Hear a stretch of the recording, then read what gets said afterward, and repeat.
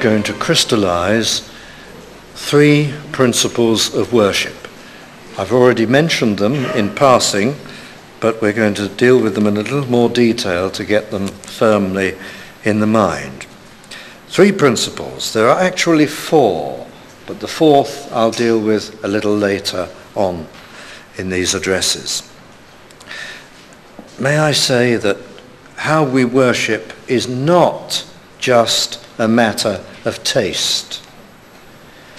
It is certainly not a matter of generation. This is what the advocates of the new worship claim. This is what they say. Oh, those people, referring to traditional, conservative, evangelical worshippers, those people, they don't like what we're doing just on the basis of taste. They don't happen to like it, and they should adjust to it.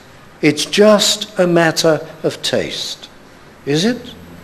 Whether you listen in secular life, in your private life, to one kind of music or another, is probably a matter of taste. What you select, what you think is to you pleasant, is that all this is? A matter of taste and a matter of generation? Oh, the old is like this, and the young people prefer that.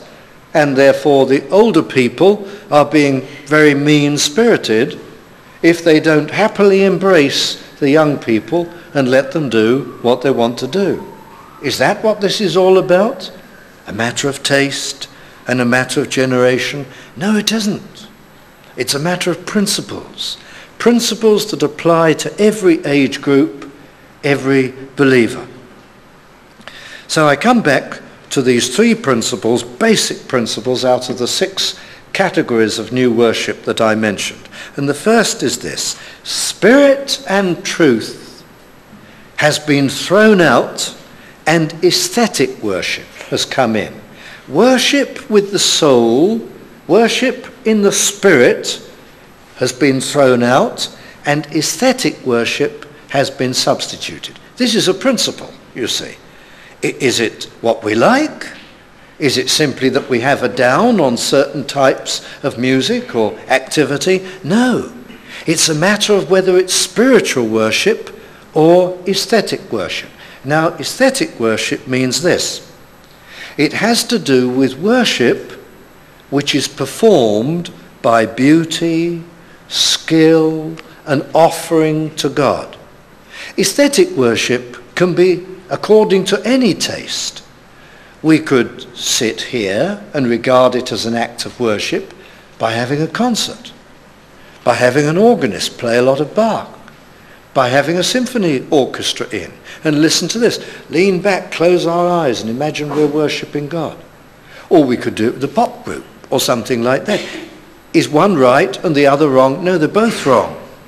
If it is aesthetic worship, if we imagine we are worshipping by making an offering of beauty, the skill of our instrumentality, the cleverness of our musical arrangements, the beauty of the sound, if we think these are an offering of worship, then we have given way to aesthetic worship. As though God was an aesthete, which is to say God was just a lover of earthly beauty, and he sat in the heavens enjoying the concert or the performance that we are putting on. That's aesthetic worship. Now this used to be, and still is, chiefly adopted by the Church of Rome. The Catholic Church has always had aesthetic worship. They have always said worship needs a physical dimension. And you must be able to express yourself in some physical way and use your gifts. Worship, according to the Church of Rome, is probably 80% wordless offerings. That term, wordless offerings. You worship by skill. There's an Anglo-Catholic hymn. You probably know it. It has these lines in it. Craftsman's art and music's measure, for thy pleasure all combine. That's somebody who believed in aesthetic worship. The act of worship includes the stained glass windows, the soaring nave, the massive stones, the beauty of the vestments. All these things stir us and please God. That's aesthetic worship. Worship by an offering of craft or beauty or skill.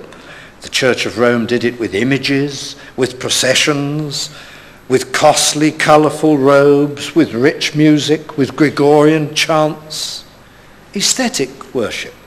The Protestant Reformation did away with all that. The Protestant Reformation went right back to the New Testament. Away with all those things, said Luther or Calvin. I'm tempted to ask whether the promoters of new worship think that Luther and Calvin in their day and other great reformers were just youngsters who brought in new fashions and new tastes. They were certainly youngsters, but they worked according to principles. They said that is wrong.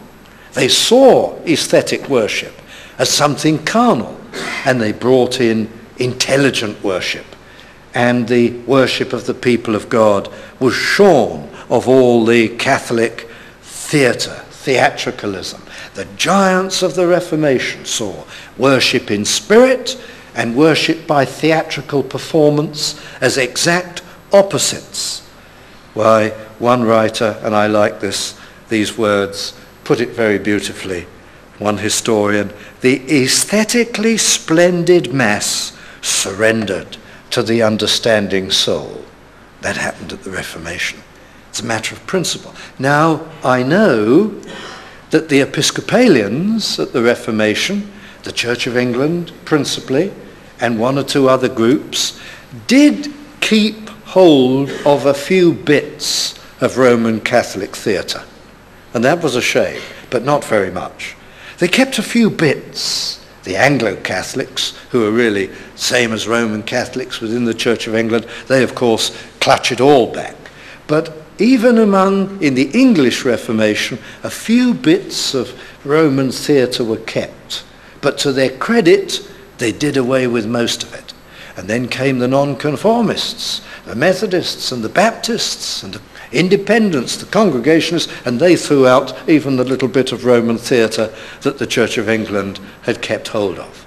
So, but by and large, with just a few little bits and pieces on the fringe, the reformers threw out all that Roman theatricalism, did away with it. But now you see, we have made a huge stride back to Rome. As soon as you bring the drums and the instruments in and you play the music and you get the people going in a sensual way, I'm talking about worship. I'm not saying you can't go to a concert of good music and enjoy it and feel moved by it, but that's not the way you worship. You clear the decks and you're all for Jesus Christ. Your mind is clean and clear and your thoughts are for him. Well, friends, now they've made that huge stride back to Rome, because what they do is they bring in the notion I can worship God through my performance, through my instrumentality and all the rest. It's no longer the soaring naves and the stained glass windows and the actions of the priests and the costly garments and the Gregorian chants and so on, but it's a modern equivalent of all that, and we're worshipping, or people are trying to, through it, and they're making their offering. Why, the new worship people even say, God is the audience. Many of their books that I've looked at, they use that kind of language. God is the audience. We're performing for him. That's aesthetic, you see. I worship through skill and through beauty. How has it happened? Well, we talked about the hippies and the new culture that they brought in. We talked about the worldly Christians, the term they gave to themselves extraordinarily. We've talked about the charismatic movement and its delight in all these external things. But there are other things that have brought it in. Just briefly, you know, we've had a phenomenon which is called the church growth movement, where mainly in the United States, a number of people have discovered in that somewhat religious, high religiosity factor society that it's not too hard to get people into church if you entertain them with the kind of things they want. And so instead of preaching the gospel plainly and clearly, and praying to God for his blessing, and witnessing plainly and clearly, the main plank of their outreach, these church growth experts, is to put on the concerts in the services. And they'll give the people anything they want. If they find a particular form of jazz or modern music draws more people in than another form, they'll major on that. The order of the day is just get the people in the seats by giving them whatever pleases them, whatever they want. And because this has become fashionable in some quarters, this has been another impetus to the new worship. It's got to be used in order to entertain the people and to give them the kind of thing they want to come and listen to. That's how it's happened. And now, the new worship has far exceeded Rome. Why, new worship services make far more noise than Rome ever made. More decibels, more music, more entertainment. Even that Rome knew how, and Rome has recognized that. Rome's very clever, the Catholic Church. Just a minute. These people have surpassed us with aesthetic worship. They're doing something much more pleasing. And so, the Catholic churches, by and large, have gone over to it. They've embraced the new worship very eagerly.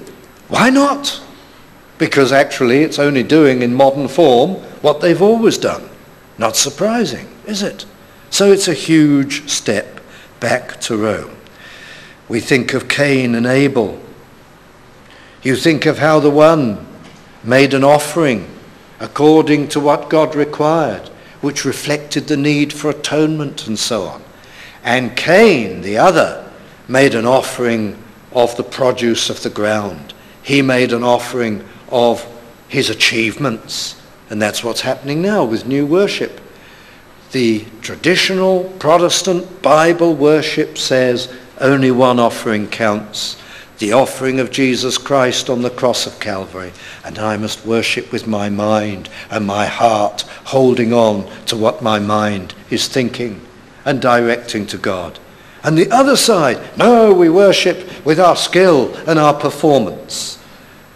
And so, modern worship is like the worship of Cain, not like the worship of Abel. It's as old as the hills. Cain wanted to shine, wanted to show God, look what I can do. That's modern worship. And he was punished for what he did.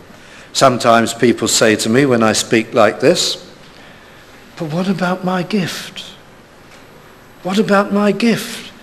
If we have this worship, I agree it can be nice and glorious and wonderful. I can see your point.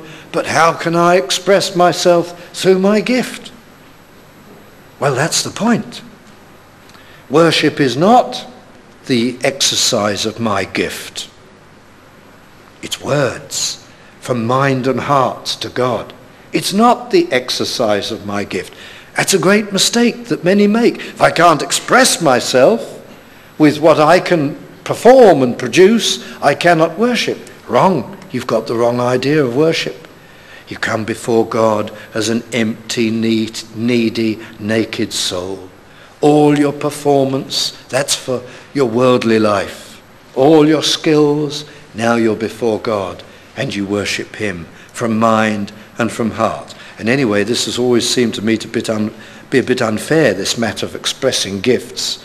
I want to express my gift with a guitar. I want to express my gift with a trumpet. I want to express my gift with drums. How elitist. Fine, you go ahead and do all those things. What about the poor chap who's gifted only at cricket? Or the lady who's gifted only at basketball? You can't exercise your gifts. What a foolish argument. It's not for the exercise of my gifts. It's for God. And it's to be done with mind and with heart. Well, that is the problem with aesthetic worship. The second great principle, it's got to be spiritual, not aesthetic. The second major principle I single out is this. Worship has got to be rational, not ecstatic. Now I'm repeating myself for the sake of clarity. In truth, with the mind, intelligent, rational worship Not ecstatic worship, just stirring up the feelings by physical, external means. This is a principle. What are you doing in your worship? Oh, say the books on worship from the new worship promoters and leaders. What you do is you have an upbeat opening number, they write. They all write much the same thing. And then you switch the tempo and you have something emotive and searching. Then you up the tempo again, and by the means of the clever arrangement of tempo and key and type and style of music, you bend the emotions, influence the emotions of the people. You sway the feelings, and so by your performance as a group of instrumentalists, you bring people from something enjoyable to get their hearts moving, to something solemn, then through to something suitable for this and suitable for that. You are engineering the mood of the people. That is not what I'm accusing them of, friends. This is the way they write, the way they tell you to do it. It's their own words. This is ecstatic worship. The manipulation, the management of the feelings by physical, carnal, external influences. That's what we mean by ecstatic worship. What do I come to worship for? To be whipped up, to have my feelings stirred, to feel good, to feel euphoria, to feel things. That's why I come. Yes, well, you can have wonderful, wonderful feelings in worship, but they must be feelings which are stirred and moved and produced by our thoughts.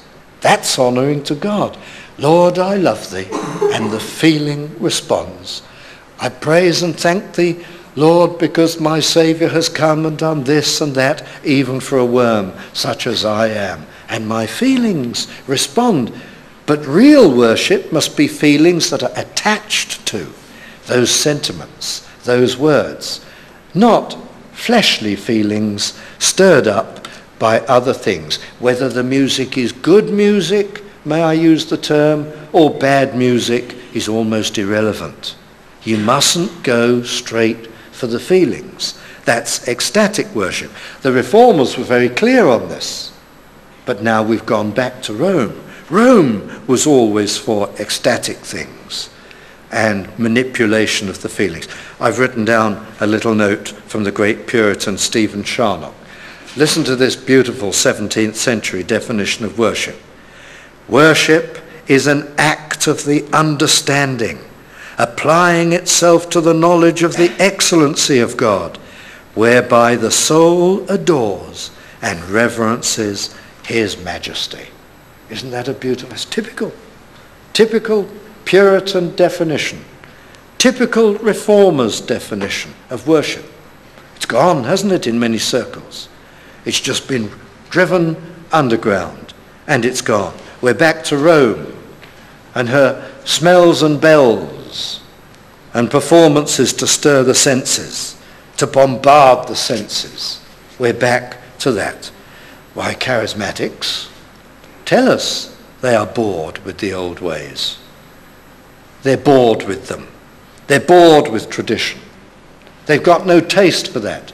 These hymns are dreadful, dull and boring. People need lively worship. People need things to be strummed up for them. Why are they bored? Why are they bored with beautiful sentiments, reverence, moving things? I don't want to think. Just get me going. I don't want to think. Should that be boring to a believer? Now, I know you can make even a good service boring. It is possible to do that. It is possible for me to lead the worship in a way which is unnecessarily dull. Maybe I pick minor key hymns, one after the other. That's foolishness, because I now am manipulating the people's feelings in another way by pushing them down. Minor key, down, down, one hymn after another, all the way. Yes, I can, in an inverted way, be affecting the emotions of the worship. I can speak in a monotone and at great length. Maybe you think I do that. And everything can be dull and boring, and I can impress my dull personality onto the worship and spoil it. So it is true that we can go the other way, and traditional worship can be dull and unworthy. I acknowledge that freely.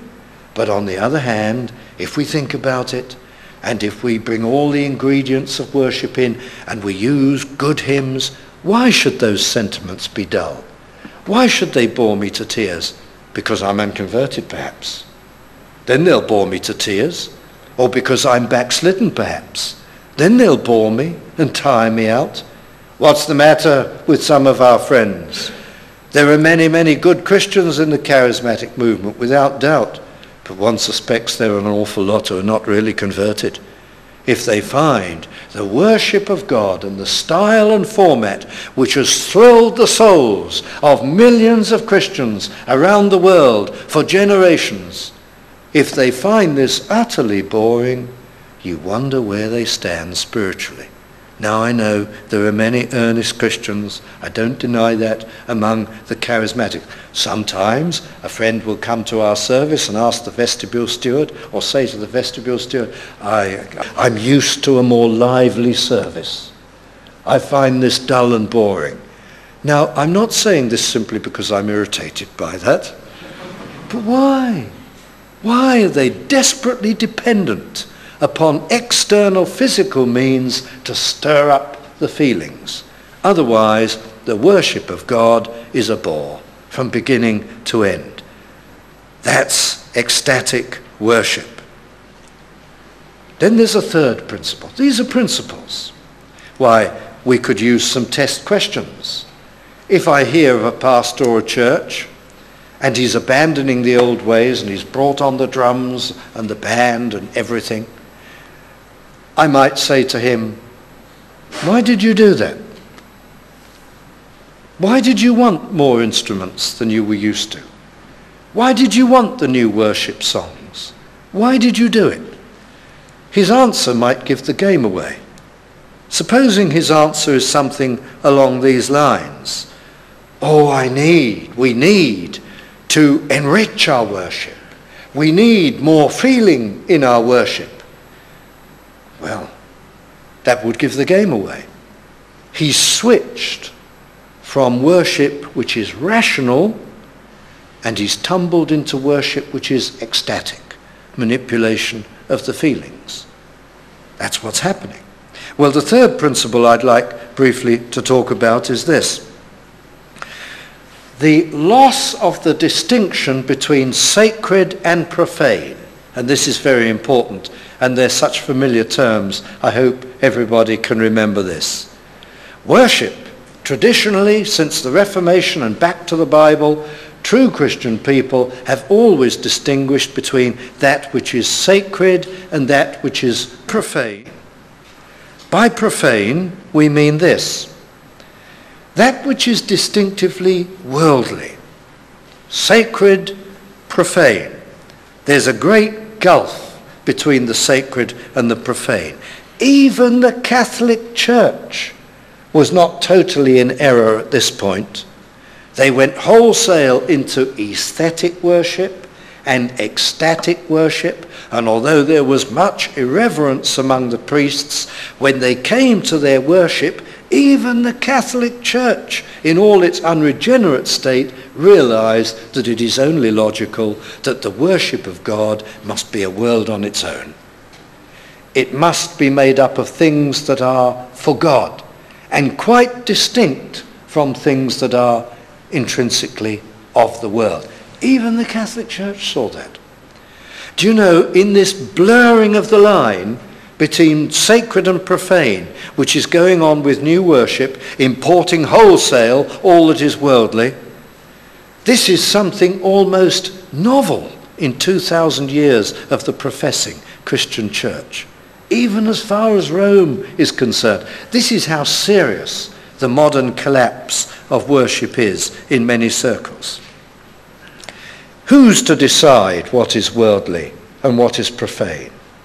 Who's to decide whether a thing belongs to this world or whether a thing belongs to the church? Is this, after all, just a matter of taste? Oh, you say, that is worldly because you think so. Well, I don't think it is, someone may say. This is just a matter of taste. How can you draw the line? Well, there are certain points where the line may be difficult to draw. But with most of what is going on with the new worship, the line is not difficult to draw. Because to take the popular entertainment idiom of the present day with the rock, pop world and so on, that is obviously worldly for the following reasons. The modern pop scene, however clever it may be, however clearly you may acknowledge that there is obviously a measure of instrumental brilliance involved in it, whether you like it or whether you don't. Obviously, there is considerable skill and brilliance displayed in its musical arrangements and forms. I don't happen to like it, but I acknowledge that there are many capacities and skills involved in it, without doubt. But I say that it is worldly and profane because it is a powerful and determined anti-God culture. Nobody would dispute this. You can point to one or two performers who may themselves try to be different, but as a culture, as an idiom, it is anti-God, and fiercely so. It is anti-moral, and eloquently so. It is anti-authority, anti-God in every sense. It is the supreme anti-God culture. More obviously, determinedly, and powerfully so than any entertainment culture that there has ever been. So that has no place in the worship of God. None whatsoever. Why, if the church has sometimes pinched a tune from classical music, is that worldly? Not necessarily. Not necessarily, because that field or department of classical music may not be anti-God in its image or intent or design at all. Anti-God, anti-morals may not be at all, though there are aspects of classical music that in their lyrics, in their words, of the opera or whatever, may well fit into that category. But there are whole areas of classical music which are in no way to be compared with the anti-God culture of modern pop scene. Now, if somebody liked songs and presentations of modern pop, one is not saying that is a decadent taste, because according to your taste there will be much that is clever, which can be appreciated. But because it is linked with such an anti-God, anti-moral culture, the Christian surrenders it. For most Christians, that's not difficult. For some young Christians, it presents a difficulty, and one has sympathy for that, and understanding for that. But because of its moral associations and its anti-God structure, it's something we have to do. There are things like this throughout the Christian life. There are things we say, that is not for the Christian. It is intrinsically clever, but it's not for the Christian. And even less is it for worship. Why the modern pop culture decries biblical morality and its stars, and it flaunts the opposite in so many of the lyrics. It promotes the alternative society of free sex and so on. It promotes the worship of myself and my lusts as normal, reasonable living. It has an undisputed standing even in the mind of the general public, who accept it as being anti-God, anti-moral, has no place whatever in Christian worship. We say that it is therefore sinful to use these musical forms in worship, not because they are intrinsically sinful, but because they are all part and parcel of a totally sinful culture. Therefore it is wrong, and it is deeply offensive to God to bring them in to his worship. I'm going to turn you to some well-known scriptures and just read them to you rather than expound them. 1 John chapter 2, verse 15. Love not the world, the command of God, neither the things that are in the world. If any man love the world, the love of the Father is not in him. For all that is in the world, the lust of the flesh, and the lust of the eyes, and the pride of life, is not of the Father, but is of the world. And the world passeth away, and the lust thereof, but he that doeth the will of God abideth forever. What is intrinsically and essentially worldly shouldn't be in the life of the Christian at all, and particularly not in his worship. And then the letter of James, chapter 4 and verse 4. Ye adulterers and adulteresses. This does not refer to people who are committing the literal sin of adultery. This refers to people who are committing a spiritual sin of adultery by mixing the world and the church together. In many scriptures, if a Christian weds himself to or involves himself in things that are intrinsically worldly and profane, he is committing spiritual adultery.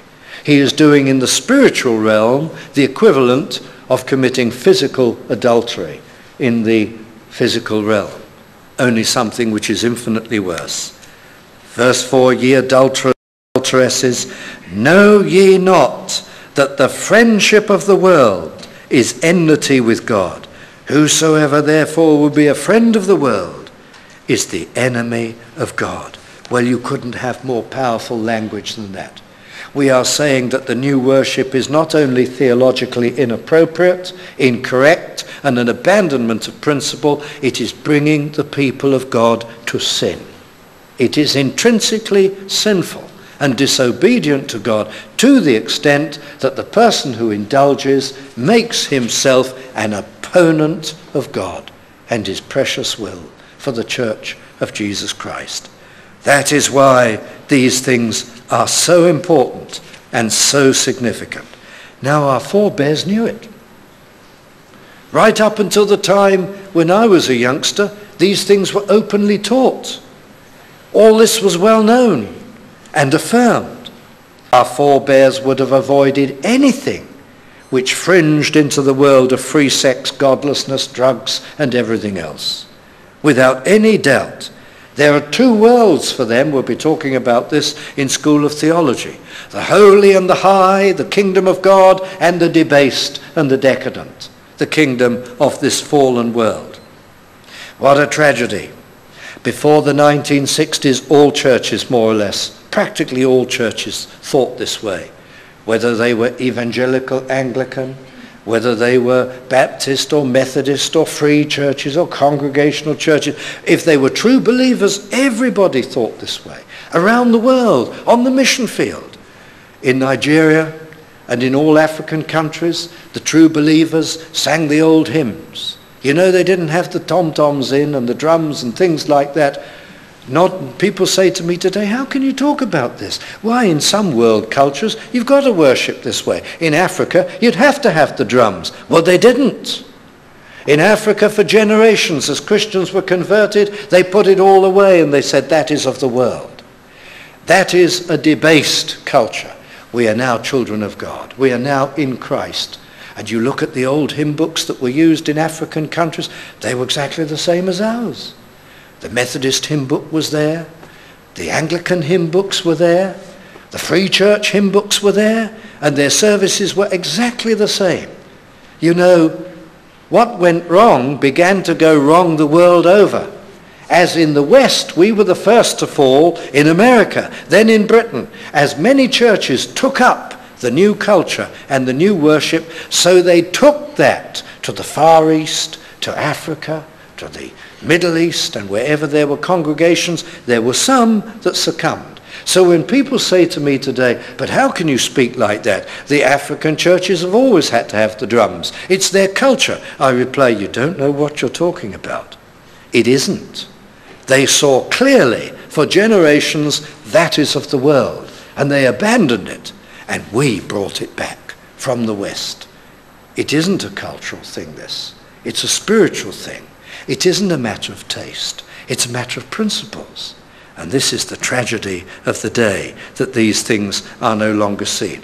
Every church that was founded as the result of the preaching of the gospel, not only in the 17th century, the 18th century, and the 19th century, but in the 20th century, right up until the 1960s, every church that was founded by gospel workers who believed that worship was special for God and must not have the world in it. Do you know what's happening today? Many of these churches that were built and built up by the blood, sweat and tears and the toil of people who firmly believe those things, people have got into them and have wrecked them and have ruined them and have in a sense stolen those buildings, stolen those facilities and subverted them to modern entertainment worship. These so-called modern Christian leaders and evangelists, or some of them, who cannot hold a candle to their forebears, who have nothing of their passion and their spirituality and their power and their gifts, who can work only by bringing the world into the church and entertaining people. They have wrecked countless churches, and they have stolen them from the things that they used to believe. The new worship is not only wrong, it's not only sinful, it's despicable.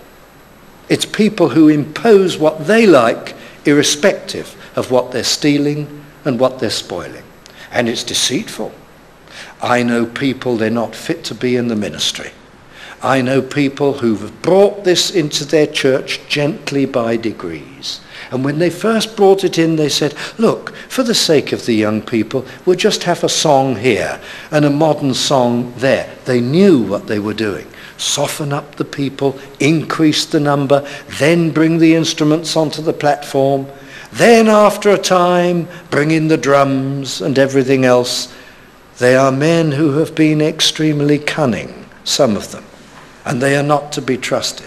And I'm sorry to bring this note into what I really mean to be a talk on the basis of principles, but this is what is happening.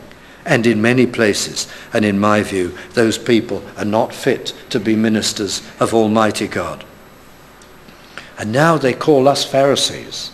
The many, many people who stand on the principles, they try to convince their people this is not a matter of principle. It's just that those people are mean-spirited. They don't want you to have what you'd like to have, and they won't adjust. Abraham was called out of his culture. And says the New Testament, these things were written for our learning. He was to be distinctive for the Lord. The children of Israel were brought out of their culture. They were even removed from foodstuffs, the foods of Egypt that they had eaten to some extent, though they were a poor people and enjoyed. Nothing wrong with those foods. But when they were given the beautiful manna, and they began to complain, we want to go back to the foods we were used to, God punished them. Because that was a lesson for them. You are to be a distinctive people. There wasn't anything even wrong with those former foods, but the lesson for us is we are to be distinctive and special to the Lord. Why, there's a passage in Ezekiel, and I'll read it to you from Ezekiel chapter 22 and verse 26. And here's the judgment of God upon Israel. Listen to this. Doesn't this apply today? Her priests have violated my law and have profaned mine holy things. They have put no difference between the holy and profane. Neither have they showed difference between the unclean and the clean. I have hid their eyes from my Sabbaths, and I am profaned among them. That's what's happened today. we will have no difference between the worldly and the spiritual. And it's gone. And God is angry. We could ask some of these people, and there are genuine people caught up in all this, why are you doing this? Why do you want the guitars and the percussion and the trombone and the saxophone and the xylophone? Why do you want these things? How are they going to help you? Oh, this will commend us to the worldlings of today, to this present generation. This will convince them that we're the same as them, that they've got nothing to fear, that there isn't a big gap between the world and the church. That's why we want to do it. Well, that is to destroy God's distinction between what is worldly and what is spiritual, and to bring the profane into the worship of God. And that is offensive to him. And that is sinful. That's the reason why it's wanted. And that is a great tragedy. The additional principle, the fourth principle that I want briefly to touch upon, but towards the end of our next little session, will be the necessity of reverence in worship. Reverence is gone. The necessity of reverence. So don't forget these things. Spiritual, not aesthetic. Rational, not ecstatic. Sacred, not profane. And then reverent. These are the principles. We must have them in our minds. Not a matter of taste, not a matter of generation. Solid scriptural principles have to govern.